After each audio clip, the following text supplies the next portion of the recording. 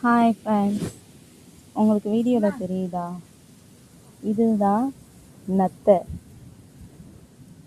இது பாருங்கள், உங்களுக்கு நீங்கள் சிப்பியிலேருந்து எப்படி வருது அப்படிங்கிறது உங்களுக்கு தெரியுங்க. பாருங்கள், நம்ம எல்லாரும் கண்டிப்பாக வீடு வேணும் அப்படிங்கிறதுக்காண்டி இப்போ உள்ள காலகட்டத்தில் பல காடுகளையும் மரங்களையுமே இடித்து வீடு கட்டுறோம்.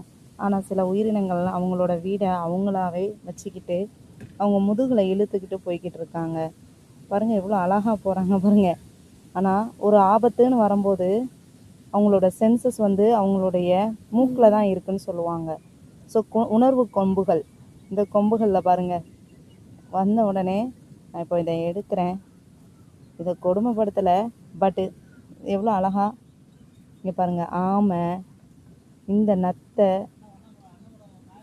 இதெல்லாம் எவ்வளோ அழகா அவங்கள வீடு ஏதோ ஒரு இன்சிடென்ட் நடக்கும்போது அவங்கள அழகாக அது என்ன பண்ணிக்கிறதுனா பாதுகாத்து அந்த வீட்டுக்குள்ளே போய்க்கிறாங்க. பாருங்க, உங்களுக்கு நல்லா தெளிவாக காமிக்கிறேன். தெரியுதா வெயில்ல? ஆனால் அந்த வீட்டுக்குள்ளே இவ்வளோ நீளமாக இவங்க இருக்காங்க. பாருங்க, ஷோ அவங்களோட இறையை எப்படி சாப்பிட்றாங்கன்னு பாருங்க.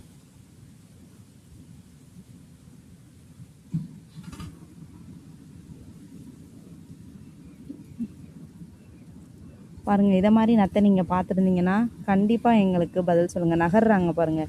அவங்க நகரும் போது யாராவது நம்ம வீட்டையும் கொண்டுக்கிட்டே போவோமா?